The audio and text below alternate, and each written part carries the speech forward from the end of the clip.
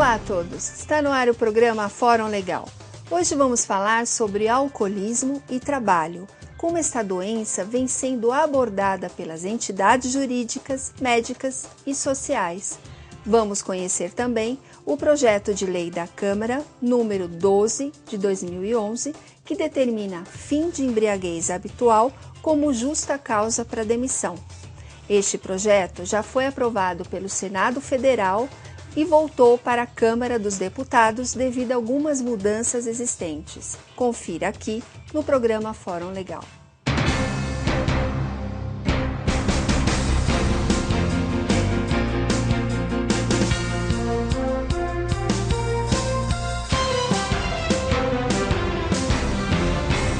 E para falar sobre o assunto, nossos convidados aqui no estúdio, Dr. Rezec, coordenador do Departamento Médico do Sintoresp e consultor de saúde do programa Fórum Legal. E temos também o nosso convidado, o Dr. Michel Haddad, que é médico se especializando em psiquiatria pelo Hospital do Servidor Público Estadual. Olá, doutores, Dr. Rezec, prazer em revê-lo aqui no programa Fórum Legal. Doutor Michel, é um prazer tê-lo em nosso programa. Prazer é todo meu. Com a sua especialização aí na questão do alcoolismo. E para começar o programa, doutor, o que é alcoolismo? Olha, o alcoolismo há algum tempo já vem sendo considerado como uma doença e deve ser tratada como tal. E pode ser, então, considerado uma doença, mas existe, assim, uma predisposição genética para que uma pessoa seja... Veja, alcoólico é o termo, não é, doutor? Sim, o correto, vamos começar esclarecendo isso, o correto é alcoólico, porque é assim que eles se denominam, né? O grupo dos dependentes de álcool. E veja, essa é uma ideia antiga que se tinha, que para você ser um alcoólico, você tinha que ter alguma predisposição, algum gene, alguma coisa assim. Isso já foi desmentido, não é assim que pensamos hoje, né? Apesar que a psiquiatria tem inúmeras teorias, mas a teoria mais aceita hoje que o alcoolismo é uma doença primária. Ou seja, não torna-se alcoólico quem pode, né? Qualquer um pode se tornar alcoólico. Depende da exposição ao álcool. E ele vai se tornar um alcoólico. Qualquer um pode se tornar um alcoólico. E quais são os malefícios pelo consumo excessivo do álcool? Veja, os malefícios são inúmeros, né? São tantos de ordem... talvez na minha área como médico, assim, que a gente vê mais, é o malefício causado à saúde do indivíduo, né? Ao ser biológico. Evidentemente que na minha área isso se expande um pouco mais e passamos a lidarmos com situações do âmbito do campo vivencial do paciente, ou seja, família, sociedade, trabalho, etc. E a gente vai expandindo isso em termos de toda a sociedade e... enfim, de todos os males que o álcool pode ocasionar, não só para o indivíduo, mas para a coletividade, né? Doutor Rezec, quais são os malefícios do consumo excessivo do álcool sobre o seu ponto de vista? Um aspecto que eu acho assim, a abordagem, que o alcoolismo ele é uma patologia avassaladora para o indivíduo. Ele não se apercebe aos poucos o que está acontecendo no ambiente, como o doutor Michel já colocou, no aspecto familiar, trabalho. Então, ao longo do tempo, ele perde família, trabalho e a saúde. E quando ele se vê, a vida dele se destruiu. Então, é um aspecto que nós temos que tentar fazer a prevenção do problema, não deixar chegar a esse ponto para poder, talvez, salvar esse indivíduo dentro da sociedade, do trabalho, do contexto. O senhor diz a prevenção, a causa? Você buscar uma maneira de que ele não chegue a ponto de se tornar um alcoólico, né, como você disse. Nós temos que fazer todo um trabalho, um esforço para não deixar esse ponto chegar. Porque quando chega, é avassalador. E qual é o tratamento, doutor, mais indicado, doutor Michel? O tratamento, ele depende muito do estágio que está o alcoólico. Eu vou exemplificar. Se a gente pega um paciente em estágio terminal, ou seja, ele consumiu inúmeras quantidades de álcool, né, muita bebida durante toda a sua vida, e tem comprometimento de múltiplos órgãos, fígado, cirrose, enfim, Esse paciente, o tratamento para ele vai ser um tratamento, no ponto de vista muito mais biológico, para mantê-lo vivo, do que, na verdade, para ressocializá-lo. Seria para chegar ao transplante renal. Exatamente. O transplante de fígado. Exatamente. Quer dizer, esse é o mais premente. Então, assim, mas se a gente pegar a grande maioria dos alcoólicos, né, o tratamento ele consiste no quê? Em devolvê-lo o domínio sobre si, sobre suas escolhas. E esse domínio significa assim, eu consigo não beber, eu faço a escolha, né?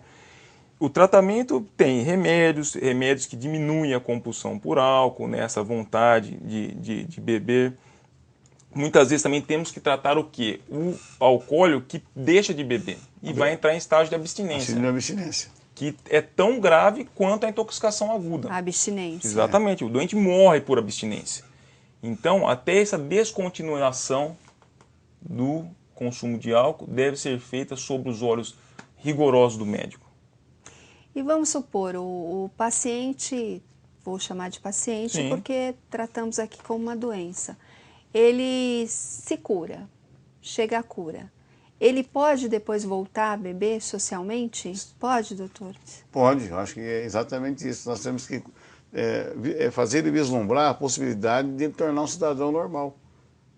Então, de beber de uma forma que, como o Michel disse, que ele controle os seus impulsos para a bebida. Existem casos práticos, assim, de pessoas... Existe? Sim, doutor, inúmeros. que já... Na nossa prática a gente vê isso constantemente.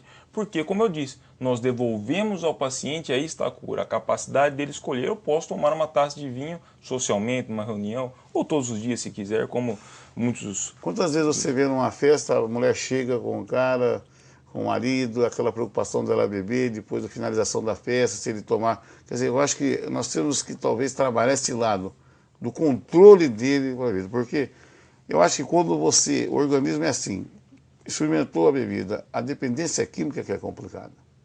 E essa permissividade, eu tenho trocado muita ideia com o Michel, até por isso que fiz questão que ele viesse, para trazer essa visão, de achar que ele dá aquela permissividade, você pode comentar sobre isso, né? Se permitir a dar essa saída, é uma licença que ele cria isso? Como é que você coloca? Ele sabe que ele não vai parar, ele não quer parar, ele quer parar. Como é que você tem esse comentário? Olha, Jorge, basicamente, o álcool, ele causa uma alteração no modo que o indivíduo se coloca no mundo. Ou seja, a consciência é alterada. E o indivíduo, na verdade, se torna dependente da substância, mas evidentemente que ele se torna dependente dos efeitos da substância. E o álcool proporciona o quê? Rupturas no modo do indivíduo se colocar no mundo. Ou seja, todo mundo tem uma continuidade. Você antes, agora e depois. O álcool, ele dá cortes de consciência no indivíduo. E é isso que acaba causando dependência no indivíduo. Desvirtua comportamento. Exatamente. Ele tem cortes no eu, no ser dele, né? E a gente, mais tecnicamente, ele tem uma dissolução do eu, dos seus próprios limites. As coisas se tornam mais leves, o alcoólico ele tem toda uma maneira de se colocar particular, de negação. O alcoólico ele pode, muitas vezes, a gente vê constantemente isso, ele está exalando o álcool e fala, não, doutor, eu tomo só uma pinguinha, eu não bebia nada. Bebo socialmente. Não. Exatamente, é a negação. E o estresse leva a ele essa licença, quando ele está diante de situações que ele vai enfrentar difíceis, ele poderá, então, você acha que também existe essa situação? Veja, você está dizendo que a gente tem que ter muito cuidado nisso. Porque se a gente coloca o estresse como gatilho, a gente pode cometer o erro de estar colocando ele como um fator predisponente. Mas o que acontece muitas vezes, não é que acontece muitas vezes, não, o que realmente acontece é que ele, para enfrentar o seu dia a dia, ele só tem um jeito. É o jeito alcoólico, porque essa é a doença. E essa é que é a licença que ele cria. Exatamente. Então ele se coloca no mundo de maneira alcoólica. Essa é um outro comportamento, né? É um modo peculiar de que ele se tornou dependente de se colocar no mundo. E evidentemente não tem consciência e muitas vezes não tem, no início da doença, sem nenhum tratamento, não tem crítica sobre si. A crítica do alcoólico sobre seu estado é uma das menores críticas que a gente pode encontrar entre os doentes, diria até na psiquiatria. E a questão do SUS para os tratamentos? Eu percebo que algumas entidades ou sociedades ou as estruturas, eles já têm aquela canalização do paciente para o tratamento e acompanhamento. Eu acho que a sociedade hoje, a estrutura governamental, não governamental, teria que ter mais subsídios dessa abordagem. Os esforços têm que ser feitos no sentido que a pessoa alcance o tratamento, tenha condição de tratamento, tanto na prevenção... Ainda é deficiente. A família também ter todo um apoio. É esse que é o ponto que eu debato. Às vezes a visão do Michel, que está mais no dia a dia da psiquiatria, eu como médico que trabalho no sindicato, lido com a categoria, essa facilidade que tem acesso à bebida, esse turnos de trabalho. E a categoria hoteleira e gastronômica, não é só a categoria, toda a ela categoria. está mais vulnerável? Ela é assim? também, mas você vê, médicos, jornalistas, pilotos de avião. Por isso que eu perguntei para o Michel sobre a questão do estresse ou da pressão da pessoa. Então ela cria essa licença, essa maneira que ela dá uma aliviada na pressão social que ela leva. Né?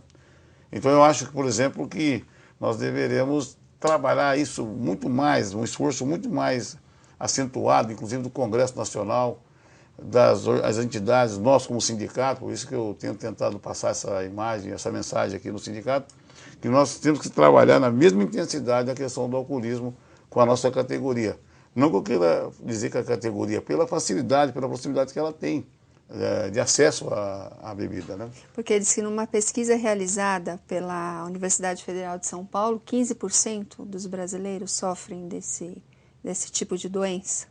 Aí o Michel pode Olha, eu acho mais. que esses dados são muito subestimados. Né? Como diagnosticar um alcoólico?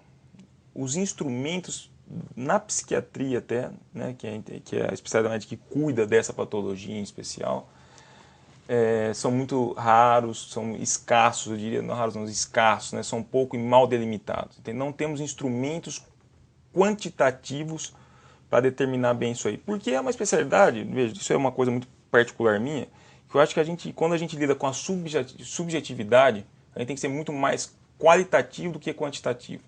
Né? Então não é o cara respondendo se bebe X ou Y de condialhaco que você vai se tornar ele um alcoólico ou não, mas sim o que eu disse, esse modo de se colocar no mundo, essa perda de sua liberdade de escolha. Né? Então assim, você imagine para você quantificar o número de alcoólicos através dessa ideia. Né? Então eu, com relação às pesquisas...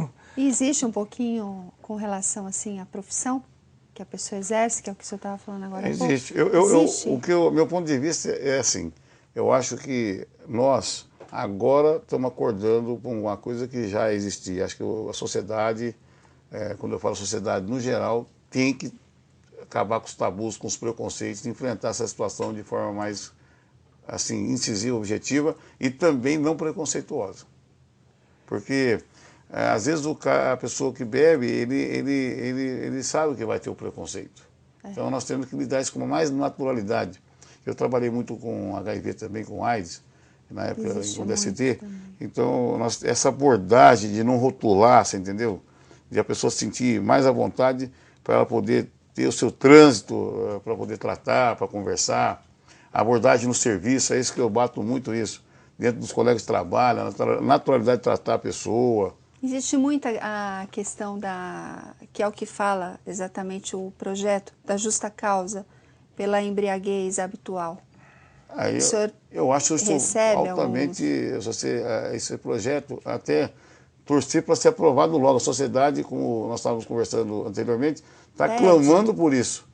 Porque precisa ter o governo, o Congresso Nacional, a sociedade civil organizada, tem que lutar para realmente não estigmatizar o alcoolismo e combater e trazer recuperação desse ser humano à sociedade. São pessoas altamente produtivas, são pessoas que têm muita capacidade, raciocínio, inteligentes. Porque a pessoa doente acaba ficando totalmente vulnerável, aí de repente vem uma justa causa, aí é complicado, não é, doutor? Veja, justamente, temos então o álcool com todos os seus malefícios, né, já causados a esse indivíduo, tanto para ele como para a família e sociedade, como já citamos, e além de tudo, às vezes ele é arrimo de família e se vê numa situação sem renda para sustentar a sua família. Eu não entendo assim, eu fico muito triste como médico e como encaro meus pacientes como doentes e trato, né? por que um paciente infartado, um paciente que tem AVC, que são doentes e não tem condição de trabalho são afastados, né? E um alcoólico, que é uma doença colocada sim pela OMS, na Classificação Internacional das Doenças, em todos os instrumentos médicos que determinam que o alcoolismo é uma doença, esse paciente não pode ser afastado. É complicado. Vamos então clamar pela aprovação desse projeto. Clamar. Acho que a demissão por justa causa é realmente uma coisa muito preconceituosa e arbitrária e pode prejudicar o indivíduo. Vai deixar ele afundar muito mais, né, na questão que ele falou do arrimo de família. Com certeza. Concorda? Doutor Rezec, obrigada pela presença. Infelizmente não temos mais tempo. Obrigada por estar aqui no programa. Obrigada, doutor Michel, pela sua presença. Muito obrigada. Chegamos ao final do programa Fórum Legal. Hoje o tema foi alcoolismo e trabalho. Também conhecemos um pouco sobre o projeto de lei da Câmara número 12 de 2011, que determina o fim da embriaguez habitual como justa causa para demissão. O projeto já foi aprovado pelo Senado Federal e se encontra em tramitação na Câmara dos Deputados. Dúvidas ou sugestões? Mande para o nosso e-mail programa.forumlegal@sintoresp.org.br. Quer rever este programa? Acesse o site www.sintoresp.org.br. Lembrando que nossos programas estão disponíveis na página do YouTube. Acesse www.youtube.com/sintoresp. Obrigada pela sua companhia e até mais.